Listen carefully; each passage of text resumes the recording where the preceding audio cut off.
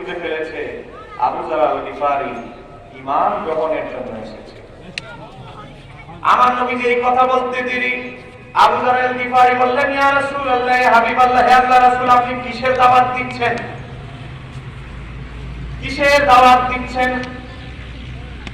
তখন আল্লাহর নবী বললেন, আমরা যে কালেমার দাওয়াত দিচ্ছি সেটি হচ্ছে, আমার সাথে বলেন, লা ইলাহা ইল্লাল্লাহু মুহাম্মাদুর রাসূলুল্লাহ। সাথে বলেন সাল্লাল্লাহু আলাইহি ওয়াসাল্লাম। আমার নবী বলছেন, আমি এই কালেমার দাওয়াত দিচ্ছি। তখন আবু যার গিফারি বলেন, আমি ঈমান আনলাম এবং আমার যে সাথী, আমার চাচাতো ভাই, সেও ঈমান আনলো। চিৎকার দিয়ে বলেন না সুবহানাল্লাহ। এখন বলেন, আমার নবীজির সাহাবীরা যদি এই কালেমা শিখে ঈমানদার হয়, আর আমার নবীজিও যদি এই কালেমা শিক্ষা দেয়, তাহলে আমাদের কালেমা কি নবীজির কালেমা হবে না আহলে হাদিসদের কালেমা? আরো জোরে বলেন, কার কালিমা? নবীজির শিক্ষা দেওয়া কালিমা হবে আমাদের কালিমা। কথা বলেন ঠিক কিনা? এটা হলো শুধু কালিমায়ে তয়্যিবা নিয়ে যদি আমি আলোচনা করি, আমার সময় তো খুবই কম, হুজুর আসলেই শেষ। শুধু এক মাহফিল চলে যাবে আলোচনার সময়, শুধু এই সাবজেক্টটা। আমি আর সামনে যাচ্ছি না সময়ের জন্য। এবার আসেন, এই আমাদের আহলে হাদিস ভাইয়েরা, তাদের যে আকীদার কথা বলা হয়েছে, তাদের সাথে আমাদের এই যে তারা এভাবে হাত বাঁধে, বারবার হাত উঠায়, আমি চিৎকার করে বলে নামাজের নারী এবং পুরুষের নামাজ একরকমই, ইমামের পিছনেও কেরাত পড়তে হবে। বিতির নামাজ হলো 1 রাকাত, তারাবি নামাজ হলো 8 রাকাত। জানাজার নামাজে আমরা সারা জীবন শুধু প্রথম তাকবীর হাত উঠিয়েছি। কথা বলেন ঠিক কিনা? ফতোয়া দেওয়া শুরু করেছে জানাজার 60 তাকবীরে হাত উঠাইতে হবে। আবার সরি 4 তাকবীর না তো, এরা তো আবার 1 তাকবীর বাড়াইছে, বলে 5 তাকবীর। বলেন সারা জীবন জানাজা আদায় করছেন কয় তাকবীর? এই যে আমার বইয়ে জবাব দিয়েছি। আর এরা বলে 5 তাকবীর। বলে তো বলে, আবার উচ্চ সুরে সূরা ফাতিহাও পড়তে হবে, সূরা ফাতিহার সাথে আরেকটা সূরাও পড়তে হবে প্রথম তাকবীরে। আবার পড়তে তো হবে, সেখানে আবার ওয়ালাদ দোয়া লিখে পরে আমি জোরে কইতে হবে। এবার বুঝেন কত ফিতনা। এগুলো তো আছে, এগুলো হলো মাসালাগত ফিতনা। কথা কি বুঝতে পারছেন? এদের সাথে আমাদের মূল দ্বন্দ্ব হচ্ছে আকীদাগত কথা, আকীদাগত মত পার্থক্য। আপনারা কি বুঝতে পারছেন? যেমন আমার নবীজি হচ্ছে হায়াতুন নবী। একটু আগে আমাদের খালিদুর রহমান হাশিম হুজুর ওয়াজ করেছেন শেষ পর্যায়ে, বলেন আমাদের নবীজি হচ্ছেন হায়াতুন নবী। কথা বলেন কি নবী? হায়াতুন নবী। কথা বলেন কি নবী? হায়াতুন নবী। এমন এই খণ্ডরা এত বড় বেয়াদব। কিছুদিন আগে এক মুখতার, কিছুদিন আগে সে কি বলল? সে বলল সরকার যদি মদের লাইসেন্স দিল, যেমন মদ হালাল হবে না, ঈদ মিলাদুন নবীর মতো বেদাত কাজকে তারা জায়েজ ফতোয়া দিল রাষ্ট্রীয়ভাবে, এটা হালাল হবে না। সবাই বলে নাউজুবিল্লাহ। মদের সাথে ঈদ মিলাদুন নবীর তুলনা দিয়েছে। কথা বলেন ঠিক কিনা? দেখবেন এই মালাউনের পিছনে খবর নিয়ে দেখেন, এদের বহুত ছায়েকের খবর পাওয়া যায়। কারণ এদের তো সৌদি আরব থেকে মাল পানি খাইয়া হয়। সৌদি আরবের বড় বড় এই ছায়েক এগুলো গোপনে গিয়ে দেখেন নারী নিয়ে আর মদ নিয়ে পড়ে আছে। কথা বলেন ঠিক কিনা? এই কারণে এদের মদের নামটা একটু বেশি আসে। কথা বলেন ঠিক কিনা? আমার বাবারা ভাইয়েরা, কারো ব্যক্তিগত সমালোচনা আমাদের উদ্দেশ্য নয়, কিন্তু ঈদ মিলাদুন নবী যদি তুমি পালন না করো, কোরআন সুন্নাহর আলোকে তুমি খণ্ডন করো, আমরাও কোরআন সুন্নাহর আলোকে তোমার মোকাবেলা করব, খণ্ডন করব। এটাই তো একজন আলেমের দায়িত্ব। কথা বলেন ঠিক কিনা? জানাজার পরে আমরা দোয়া করি, কেউ করে না। এমনি ভাবে আলোচনা করবো, আমরা প্রমাণ দিব, আমরা জানাজার পরে দোয়া করি। ওনারা প্রমাণ দিবে জানাজার পরে দোয়া করা না যায় মাকরুহ যেটা। কথা বলেন ঠিক কিনা? এটা আলেমদের পরিভাষা। কিন্তু আলেমরা মদের সাথে ঈদ মিলাদুন নবীর তুলনা দিবে, এটা কখনো আলেমের ভাষা হতে। সার্টিফিকেটে লিখেছে, নিচে নাম লেখে পরিচয়, অধ্যাপক, অথচ সে একটা কলেজের মাত্র সামান্য 6 মাস একটা কলেজের প্রফেসর ছিল কলেজে, তারপরে সেখান থেকে বের হয়ে গেছে, এখন তার চাকরি নাই, লিখতেছে প্রফেসর। অথচ নামের নিচে যেটা টাইটেল লেখা হচ্ছে সেটাও মিথ্যা। কথা বলেন ঠিক কিনা? সব খবর আমাদের কাছে আসে। এবার আসে এই কুরআনটা বলতেছে হায়াতুন নবী মানে কি? তো হায়াতুন নবী মানে হচ্ছে আপনার রাসূলের জীবন, রাসূলের জীবন আদর্শ। সবাই বলে নাউজুবিল্লাহ। হায়াতুন নবী মানে হলো নবীর আদর্শ, নবীর সিরাত, এগুলো। অথচ এই দেখেন আমার হাতে একটা কিতাব আছে, কিতাবটার নাম হচ্ছে আল হাবিবুল ফতোয়া। কথা বলে ঠিক কি না?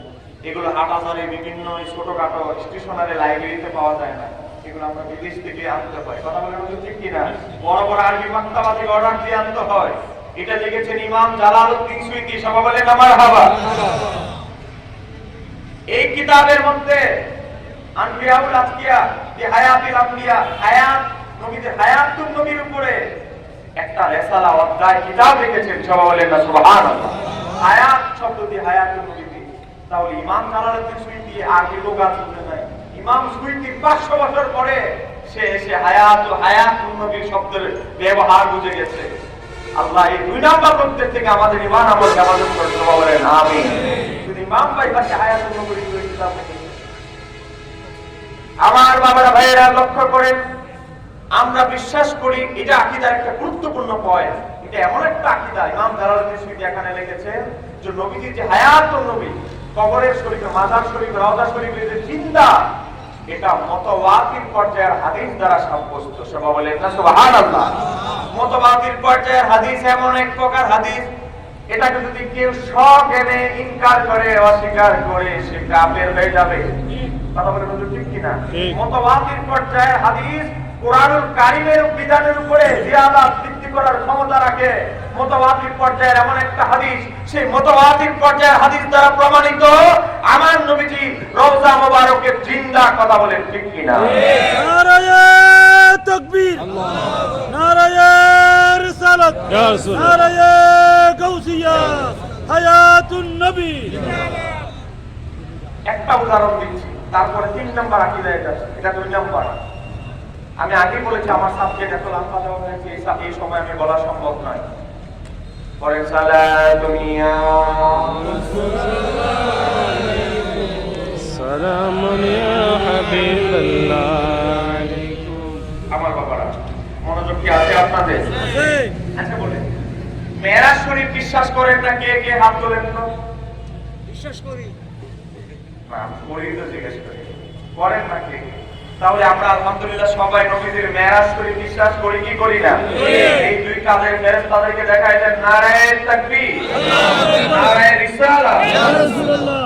এবার আসেন, আমরা জানি সহিহ মুসলিমের কিতাবুল ফাযাইল হাদিসটি বর্ণনা করেছেন হযরতে আনাস ইবনে মালিক রাদিয়াল্লাহু তাআলা। তিনি বলছেন, আমার নবী যখন মুসা আলাইহিস সালামের রওজার পাশে দিয়ে, মাজারের পাশে দিয়ে যাচ্ছেন, তখন দেখতে পাচ্ছেন, সহজে বোঝানোর জন্য বলছি, দেখতে পাচ্ছেন মুসা আলাইহিস সালাম ওনার মাজারে দাঁড়ায়া নামাজ আদায় করছেন। সবাই বলেন না সুবহানাল্লাহ। আচ্ছা বলেন, মুসা আলাইহিস সালাম যদি ওনার কবর শরীফে, মাজার শরীফে জিন্দা না হতো, তাহলে কি নামাজ আদায় করতে পারত? কথা বলেন, নামাজ আদায় করতে পারত? রূহে কোনো ইবাদত নাই, বুঝতে হবে। রূহের যদি ইবাদত থাকতো, এখনো যারা আলমে আরোহার মধ্যে আমাদের নাতিপতি যারা আসে নাই দুনিয়াতে, তারা ডাইরেক্ট এসে ইবাদত করতে পারতো, সেখানেই আলমে আরোহা থেকে ইবাদত শুরু করে ফেলতে পারতো। কথা বলেন ঠিক কিনা? ইবাদত হবে রূহ এবং জিসিম যখন একসাথে হবে, সেই ইবাদতেরই মূল্যায়ন হবে। কথা বলেন ঠিক কিনা? আমরা যদি কবর দেশে যাইয়া 1000 বছর ইবাদত করি, কোনো ফায়দা হবে? কিন্তু নবীদের ব্যাপারটা পৃথক। নবীদের ব্যাপারটা কি আলাদা। শুধু নবীদের কবরের মধ্যে তাদেরকে, তাদের মাজার শরীফে আল্লাহ রিজিক দান করেন। বলেন, মরা মানুষের জন্য রিজিক লাগে না? এটা আমরা মানা যাবো। আমাদের জন্য কি রিজিক লাগবে? আমাদের জন্য কোনো রিজিক আছে? খাবার টাবার লাগবে, খাবার খাবেন, এগুলো কি কবরে আমাদের লাগবে? তাহলে নবীদের রিজিকের কথা ইবনে মাজাহ শরীফের হাদিসে এসেছে, তাদেরকে নবী দেওয়া হয়, রিজিক দেওয়া হয়। তাহলে নবীদের কবর জগতের ঘটনা আর আমাদের ঘটনা এক। এটা বুঝতে হবে।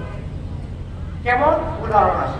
আমাদের নবীর আলোচনাটা একটু পরে রাখি, অন্যান্য আম্বিয়া কেরামদের মিসাল দৃষ্টান্ত দিলে আপনারা বুঝতে পারবেন। 1 নাম্বার, মুসা আলাইহিস সালামকে ওনার মাজারে দাঁড়ায় নামাজ পড়তে দেখলেন।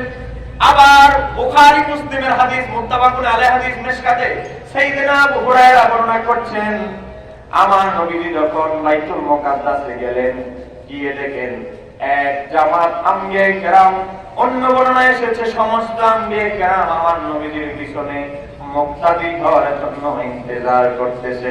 চিৎকার দিয়ে বলা যাবে কি সুবহানাল্লাহ।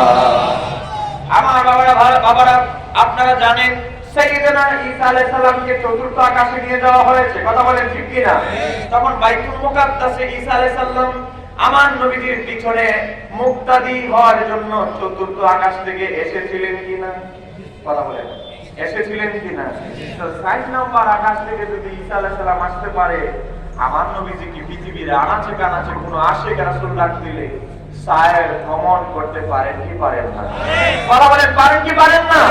এক নম্বর পয়েন্ট লক্ষ্য করেন, মুসা আলাইহিস সালামকে ওনার মাজারে দেখলেন। সহিহ মুসলিমের 2372 নম্বর হাদিস, সহিহ মুসলিমের ইমাম নববীর 6 নম্বরের আলোকে বলছি। এবার আসেন দেখেন মুসা আলাইহিস সালামকে দেখলেন মাজারে, আবার যখন গিয়ে দেখেন বাইতুল মুকাদ্দাসের প্রথম কাতারে যেই মুসা আলাইহিস সালামকে ওনার কবরের মধ্যে দেখলেন, সেই মুসা আলাইহিস সালাম জলজন্ত মুসা আলাইহিস সালাম ওনার আকৃতি ধরে, আকৃতি সহকারে, ড্রেসিং সহকারে, পোশাক সহকারে উনি দাঁড়ায় আছেন আমার নবীজির পিছনে মুক্তাদি হওয়ার জন্য। চিৎকার দিয়ে বলা যাবে কি সুবহানাল্লাহ। পুরোটা বুখারী মুসলিমের হাদিস, ওটা মুসলিমের, এটা বুখারী মুসলিমের একসাথে বর্ণনা করেছেন। তাহলে মুসা আলাইহিস সালামকে আমার নবীজি মেরাজের এক রাতে কয় জায়গায় দেখলেন? আর ধরে বলেন কয় জায়গায়? 2 জায়গায়। এবার আসেন বুখারী মুসলিমের হাদিস, প্রথম আকাশে গেলেন, যাওয়ার পরে প্রথম আকাশের এক দরজার কাছে যখন গেলেন, ফেরেশতা বলে আপনি কে? বলে আমি জিবরাইল। তো জিবরাইল এসেছে, কি হইছে আপনার সাথে কে? আমার সাথে বলেন মুহাম্মাদুর রাসূলুল্লাহ, সবাই বলেন সাল্লাল্লাহু। এখন আমি এক দাওয়া হাদিস পড়ায় 10 বছর ধরে হুজুরকে জিজ্ঞেস করলাম, বুখারী শরীফে তো মেরাজের ইসরাঈল হাদিস পড়া, তো আপনার কাছে আমার জিজ্ঞাসা, জিবরাইল আলাইহিস সালাম শুধু আমার নবীর কাছে ওহী নিয়ে এসেছেন 24,000-এরও আরো বেশি বার, সবাই বলেন না সুবহানাল্লাহ। আর অন্যান্য নবীদের কথা বাদ দিলাম। তাহলে মেরাজের রাত ছাড়াও বহুবার জিবরাইল আলাইহিস সালাম আসমান দিয়ে আসা যাওয়া করেছে। তাহলে মেরাজের রাতে কেন জিজ্ঞেস করলেন আপনি? এটার উত্তর কি? 10 বছর ধরে দাওরায়ে হাদিস পড়া, এটার উত্তর কি? বলে জিবরাইল আলাইহিস সালাম তো সব সময় আসা যাওয়া করে, যিনি সব সময় আসা যাওয়া করে ওনার কি অনুমতি দরকার আছে? কথা বলেন, এখানে অনুমতি দরকার আছে? আপনি যদি এখানে সব সময় পারমিশন থাকে, সিল মারা, আপনি অনুমতি ছাড়া সর্বসময় আপনি পারমিশন প্রাপ্ত, তাহলে কি আপনার অনুমতি দরকার আছে? কারণ আপনি তো সিল মারা, আপনি পারমিশন প্রাপ্ত। তাহলে জিবরাইল আলাইহিস সালামকে কেন জিজ্ঞেস করা হলো? জিবরাইলের জন্য দরজা খোলা হয় নাই। যখন বলা হয়েছে আপনার সাথে কে, আপনার সাথে কে, যখন বলা হয়েছে আমার নবীজির নাম বলা হয়েছে, তখন বলা হয়েছে তিনি কি আল্লাহর সাথে দিদারের জন্য যাচ্ছেন? তখন বলছেন হ্যাঁ। তারপরে দরজা খোলা হয়েছে। রহস্য কি? আল্লামা ইমাম আব্দুল ওয়াহাব শারানী ইয়াকুতুল জাওয়াহির কিতাবের মধ্যে লিখতেছেন, আমার বাবারা ভাইরা, এর কারণ হচ্ছে যখন আল্লাহ 7টা আসমান সৃষ্টি করলেন, কয়টা আসমান? কয়টা আসমান? 7টা আসমান সৃষ্টি করলেন। আসমান সৃষ্টি করার পরে 7টা স্পেশাল দরজা সৃষ্টি করলেন, বানালেন। এই দরজা বানানো হয়েছে এই কারণে, এই দরজা বানানোর উদ্দেশ্য হচ্ছে, সেটা হচ্ছে আমার হাবিব, আমার বন্ধু যখন আরশে আজিম পাড়ি দিয়ে আসমান, 7 আসমান ভেদ করে আরশে আজিম পাড়ি দিয়ে আমার জন্য, আমার সাথে মোলাকাতের জন্য মেরাজ শরীফে আসবে, এই দরজা দিয়ে আমার বন্ধু, আমার হাবিব ছাড়া আর কেউ এই দরজা দিয়ে প্রবেশ করতে পারবে না। চিৎকার দিয়ে বলা যাবে কি সুবহানাল্লাহ। জিবরাইল আলাইহিস সালামের জন্য অন্য দরজা সব সময় আসা যাওয়া করে ফেরেশতারা, কিন্তু আসমানে স্পেশাল আমার নবীর জন্য একটা দরজা বানানো হয়েছে, এবং দরজা বানানোর পর থেকে সিকিউরিটি লাগানো দেওয়া হয়েছে। এই দরজা দিয়ে জিবরাইল হোক, আজরাইল হোক, মিকাইল হোক, ইসরাফিল হোক, কোন জলিল কদর যত ফেরেশতা হোক, কেউই প্রবেশ করতে পারবে না। এই দরজা শুধু আমার হাবিবের জন্য। চিৎকার দিয়ে বলা যাবে কি সুবহানাল্লাহ। হাদিস তো পড়তে হবে, গবেষণা করতে হবে, রহস্য গবেষণা করতে হবে। আমি সেদিকে যাচ্ছি না আমার বাবারা ভাইয়েরা। আদম আলাইহিস সালাম আমার নবীজির পিছনে নামাজ পড়লেন, আবার ওনাকে কি কবর দেওয়া হয়েছে কি হয় নাই? কথা বলেন, ওনাকে কি কবর দেওয়া হয় নাই? কয়েকজন নবী ছাড়া সবাইকেই তো দাফন করা হয়েছে, কবর দেওয়া হয়েছে। তাহলে আদম আলাইহিস সালামকে সৌদি আরবে দাফন করা হলো, আবার একই রাতে বাইতুল মুকাদ্দাস আমার নবীজির পিছনে মেরাজের রাতে নামাজও পড়লো। আবার নবীজি যখন প্রথম আকাশে গেল, তা আবার কেমন ভাবে স্পিডে গেল, বোরাক দিয়ে স্পিডে গিয়েছে।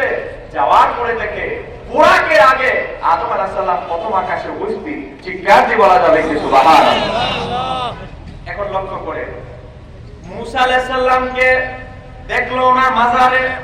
আদম আলাইহিস সালাম ওনার মাজারে তো অবশ্যই আছে, যেহেতু ওনাকে দাফন করা হয়েছে। আবার বাইতুল মুকাদ্দাসে দেখলেন, আবার প্রথম আকাশে গিয়ে দেখেন সে আদম আলাইহিস সালাম দাঁড়ায় আছে। তাহলে বলেন আদম আলাইহিস সালাম এক মুহূর্তে কয় জায়গায় উপস্থিত হইলেন? কথা বলেন কয় জায়গায়? মুসা আলাইহিস সালামকে ওনার মাজারে দেখলেন, বাইতুল মুকাদ্দাসে দেখলেন। আবার যখন 6 নম্বর আকাশে গেলেন, কয় নম্বর আকাশে?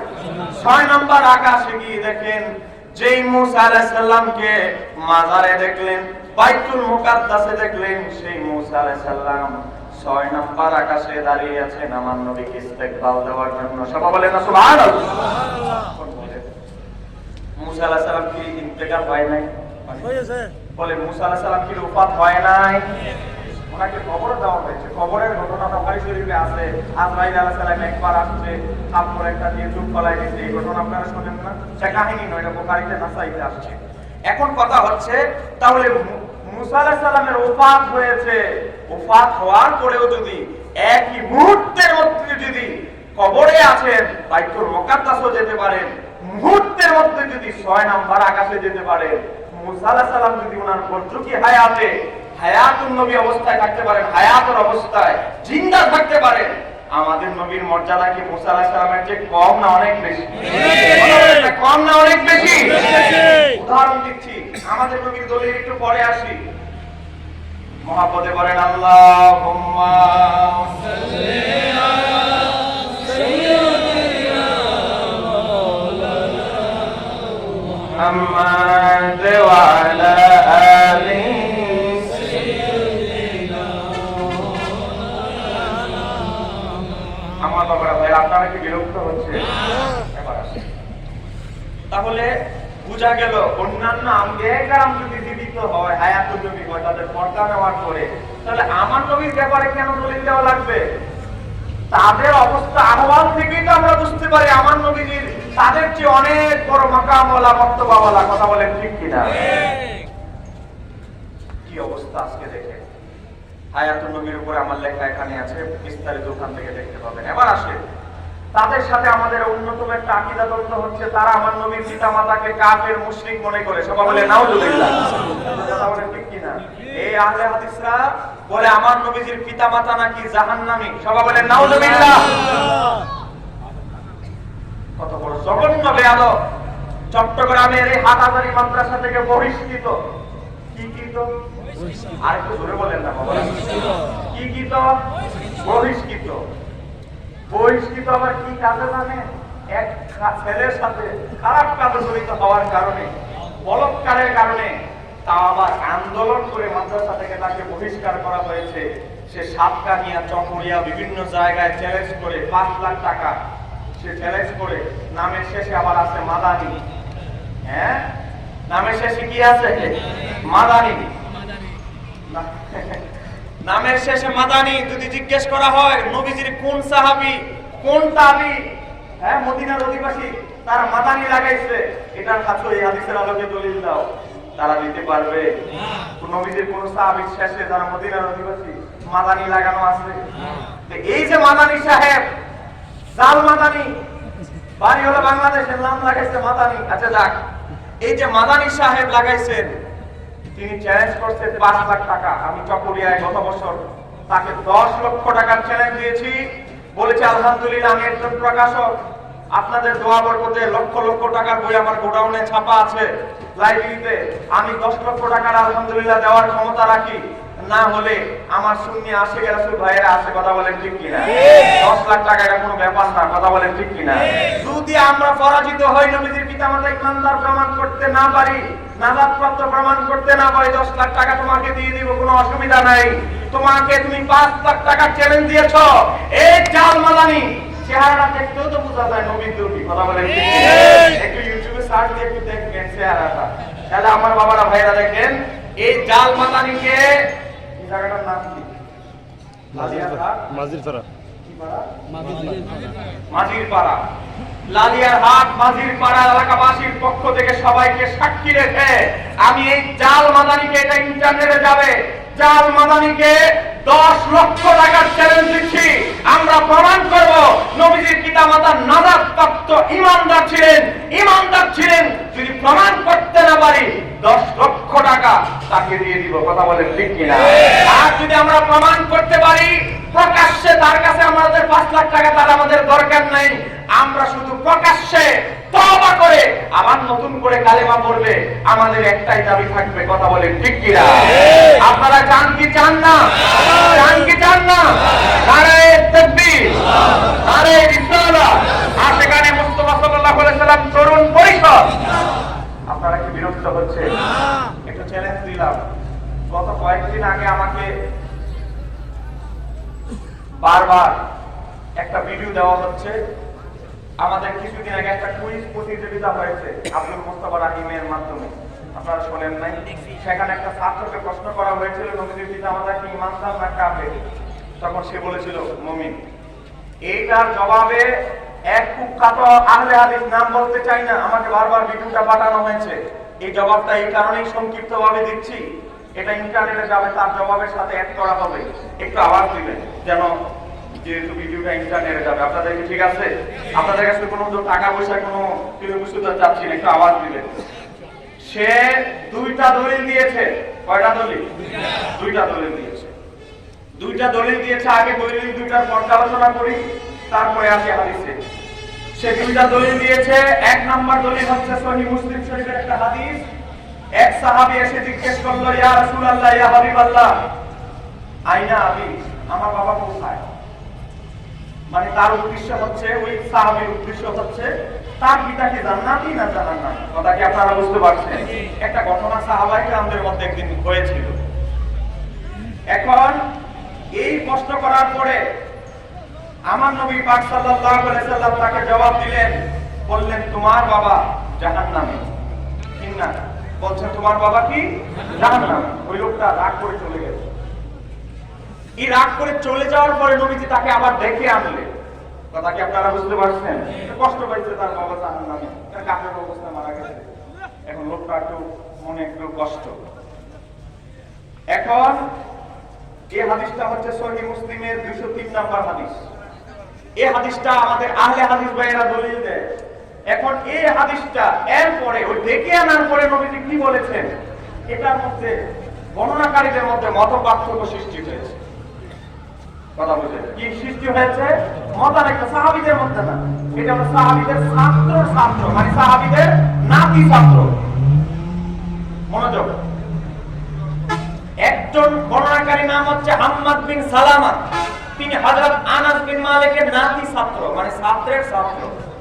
তিনি বর্ণনা করতেছেন, তিনি কি বলতেছেন, ওই লোকটা যখন আসলো তখন নবীজি নাকি বলেছিলেন, ইন্না আবি, নিশ্চয় আমার বাবা, ও আবা কাফির না, নিশ্চয় তোমার বাবা এবং আমার বাবা, মানে নবীজি বাবার কথা বলতেছে, জাহান্নাম। এটা হলো ওয়াহাবিরা দলিল। কথা কি আপনারা বুঝতে পারছেন? ঘটনা বললাম না, শেষের অংশটা পরিবর্তন হয়েছে। আবার অন্য সাহাবীর ছাত্ররা, নাতি ছাত্ররা আবার এই হাদিসে আল্লাহ